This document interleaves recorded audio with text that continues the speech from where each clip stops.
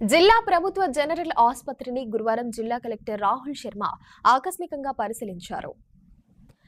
ఆసుపత్రిలోని T hub, central drug store, NCD centre, డైస్ building ను పరిశీలించి వైద్యులతో సమీక్ష నిర్వహించారు.